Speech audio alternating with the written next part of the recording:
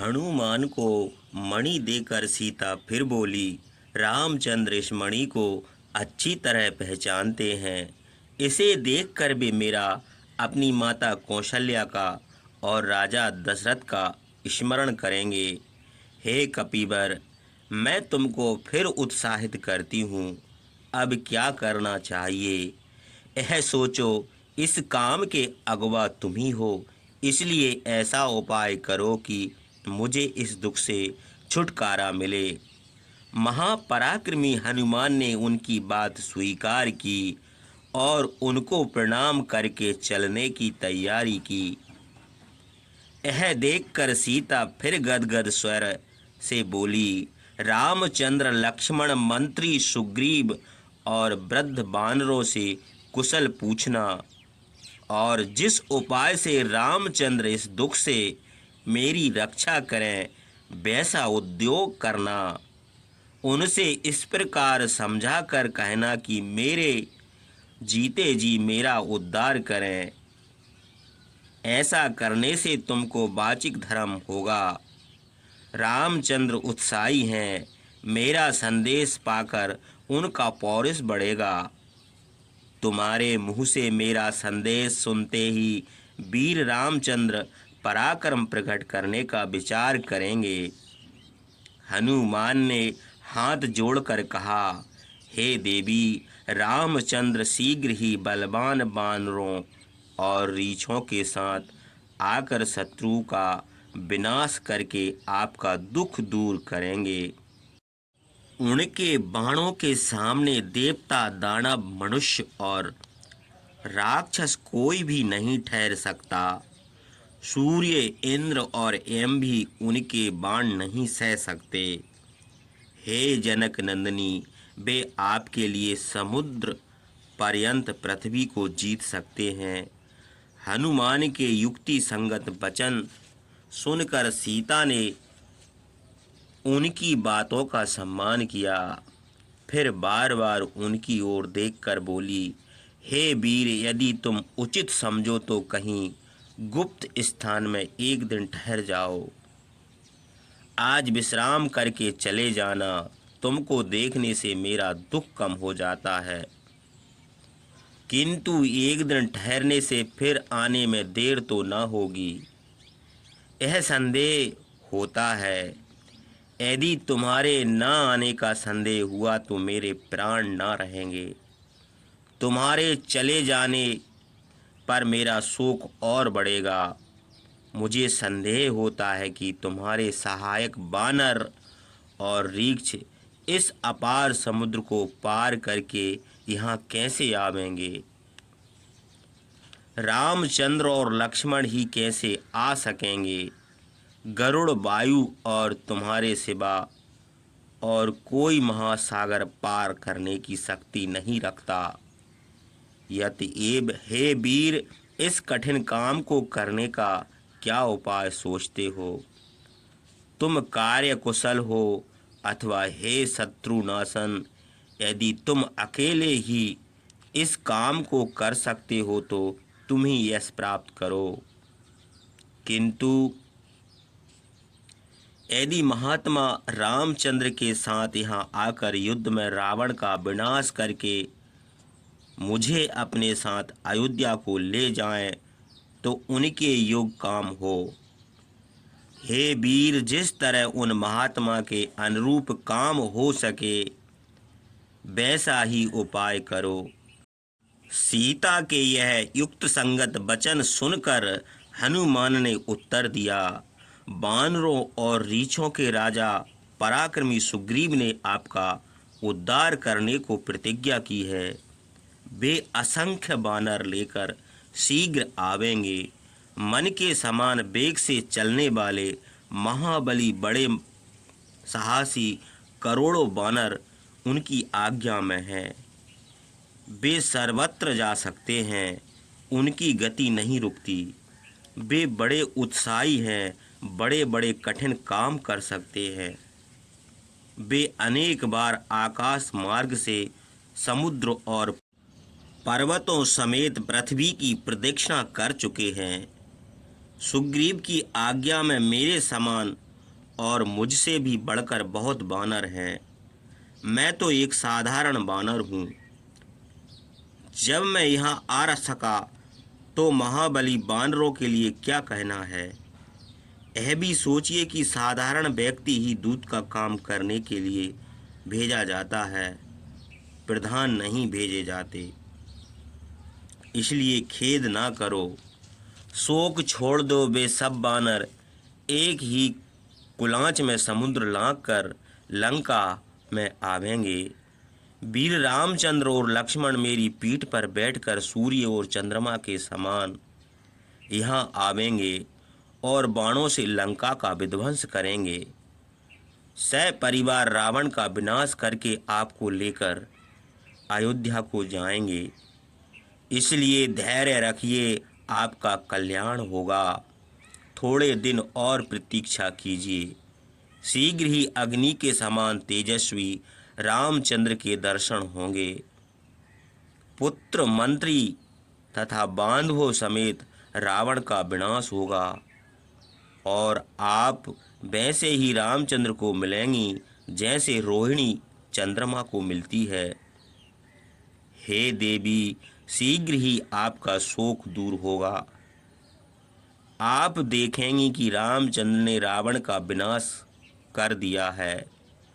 हनुमान इस प्रकार सीता को समझाकर चलने की तैयारी करके फिर बोले, हे देवी, आप शीघ्र ही देखेंगी कि शत्रुओं का विनाश करने वाले विजयी राम लक्ष्मण धनुष लिए लंका के द्वार पर खड़े हैं। सिंह के समान पराक्रमी, गजराज के समान महाकाय, नख और दांत ही जिनके अस्त्र हैं, ऐसे वीर बानरों के साथ लंका में आए हैं और पर्वत तथा बादलों के समान झुंड के झुंड बानर लंका के ऊपर गरज रहे हैं। रामचंद्र आपके वियोग में दुखित हैं। आपको देखे बिना किसी प्रकार उनको शांति नहीं मिलती। हे देवी, अब शोक न कीजिए, भय का भी कोई कारण नहीं है। आप शीघ्र ही रामचंद्र को मिलेंगी। जैसे सची इंद्र को मिली थी, रामचंद्र और लक्ष्मण से बढ़कर वीर कौन है जो उनसे युद्ध कर सके। वे दोनों भाई तेज में अग्नि के समान और वेग में वायु के समान हैं। वही आपका आश्रय है। हे देवी, अब आप अधिक दिनों तक राक्षसों के बस में ना रहेंगी। शीघ्र ही रामचंद्र आवेंगे। जब तक मैं उनके पास नहीं पहुंचता, तब तक आप और सहन कीजिए। महात्मा हनुमान की यह बातें सुनकर सीता फिर बोली, हनुमान, जैसे सूखते हुए धान के खेत पानी बरसने से हरे हो जाते हैं, वैसे ही तुमको देखकर मुझे हर्ष हुआ। अब मुझ पर कृपा करके शीघ्र ऐसा उपाय करो कि मैं रामचंद्र से मिलूं। हे कपिवर, रामचंद्र को यह चूड़ामणि देना। दूसरा चिन्ह कौवे की आंख फोड़ने का स्मरण कराना। तीसरा चिन्ह है बतलाना कि एक बार मेरे माथे का तिलक बिगड़ गया था, तब आपने नैनशिल से तिलक लगाया था, उसका स्मरण कीजिए। रामचंद्र इंद्र और वरुण के समान पराक्रमी हैं।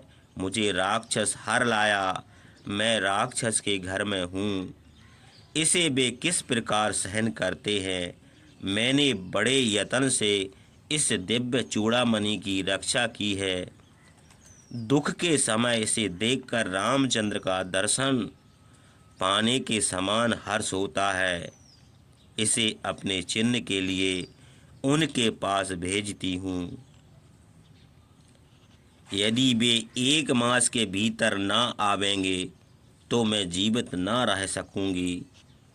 असहाय दुख, मर्म भेदी बातें और राक्षसों के बीच में निवास, यह सब उन्हीं के लिए सह रही हूँ। हे शत्रुनाशन, मैं 1 मास और जीती हूँ। यदि 1 महीने के भीतर वे ना आए तो मैं प्राण त्याग दूंगी। राक्षस रावण बड़ा दुष्ट है, वह कुदृष्टि से मुझे देखता है। यदि उनके आने में विलम्ब हुआ तो मेरी मृत्यु निश्चित है। रोती हुई सीता के दीन वचन सुनकर महावीर हनुमान बोले, देवी, मैं सत्य की शपथ करके कहता हूँ, आपको शोक में रामचंद्र सब कामों में उदासीन रहते हैं। रामचंद्र को शोक से व्याकुल देखकर लक्ष्मण को भी संताप होता है। दुर्भाग्य से आपको बड़े कष्ट मिले, किंतु अब शोक करने का समय नहीं है। आप बहुत शीघ्र अपने दुखों का अंत देखेंगी। दोनों राजकुमार आपके लिए लंका को भस्म कर देंगे। युद्ध में सेना और परिवार सहित रावण का विनाश करके आपको अयोध्या को ले जाएंगे।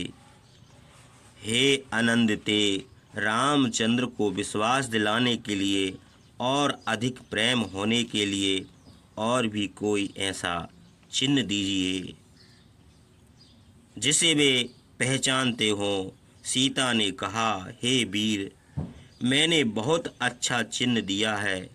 इसे देखते ही रामचंद्र को विश्वास हो जाएगा। उसके बाद हनुमान सीता को प्रणाम करके चलने के लिए तैयार हुए।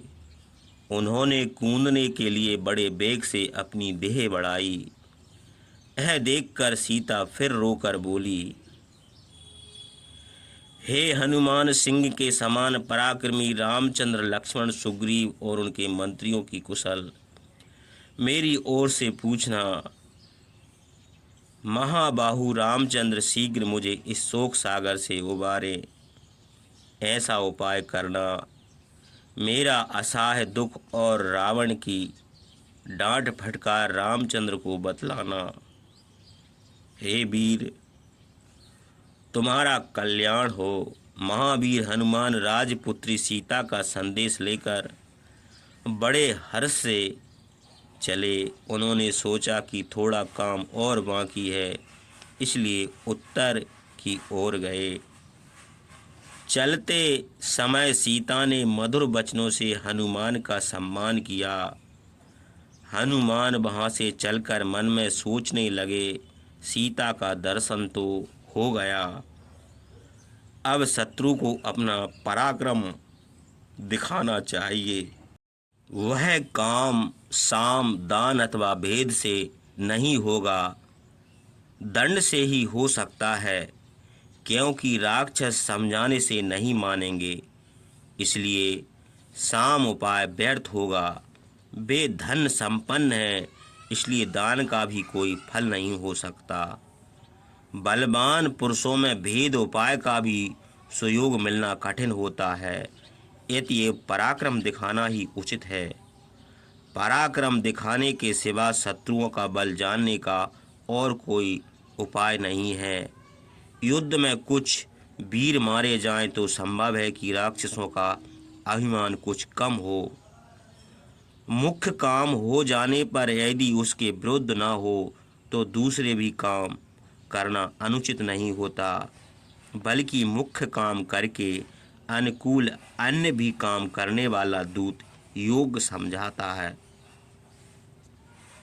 जो दूत बहुत यत्न करने पर थोड़ा काम कर सकता है वह श्रेष्ठ नहीं कहाता। जो सरलता से काम सिद्ध कर लेता है वही श्रेष्ठ दूत है। सीता का पता लगाना मुख्य कार्य था, वह हो गया। अब यदि राक्षसों के बल का भी अंदाजा हो जाए तो और भी अच्छा है। इस काम के लिए क्या उपाय करना चाहिए? रावण के सैनिकों के साथ कैसे युद्ध हो और रावण अपने सैनिकों के बल से मेरे बल की नाप तोल कैसे करें? राक्षसों से युद्ध करके उनका बल और अभिप्राय समझ कर किस प्रकार यहाँ से प्रस्थान करूं। फिर उन्होंने यह निश्चय किया कि रावण का यह उपवन नंदन वन के समान सुंदर अनेक वृक्ष और लताओं से शोभित है। इसे मैं वैसे ही नष्ट कर दूंगा जैसे सूखे वन को अग्नि जला देती है। अशोक वन के नष्ट होने पर रावण बड़ा कुपित होगा। वह मुझसे युद्ध करने के लिए राक्षसों की सेना भेजेगा। सेना में हाथी घोड़े रथ होंगे। राक्षस अनेक प्रकार के अस्त्र लेकर आवेंगे। तब मैं अपने पराक्रम से बलवान राक्षसों को युद्ध में मारकर चला जाऊंगा। यह सोचते हुए महावीर हनुमान को बड़ा क्रोध आया। वे वायु के समान बड़े वेग से वृक्षों को तोड़ने लगे। थोड़ी ही देर में वृक्ष और लताओं से शोभित अशोक वन को नष्ट कर दिया। वृक्षों को तोड़ डालने से जलाशयों के घाट, तोड़ देने से पर्वतों के शिखर, गिरा देने से उनके पक्षियों से शोभित जलाशय का जल, मथ डालने और नए तालाबों से शोभित लताओं तथा वृक्ष के छिन्न भिन्न हो जाने से दावानल से भस्म हुए वन के समान उस वन की शोभा नष्ट हो गई। टूटी हुई लताएं आभूषण और वस्त्रहीन स्त्रियों के समान हो गई। लताग्रह, शिलाग्रह और चित्रग्रह नष्ट हो गए। मृग, पक्षी और सांप आदि वन में रहने वाले जीव दुखित हुए। उपवन का सौंदर्य जाता रहा। इस प्रकार महाकपि हनुमान महात्मा रावण का अप्रिय करके बलवान राक्षसों से युद्ध करने के लिए अशोक वन के फाटक पर खड़े हो गए।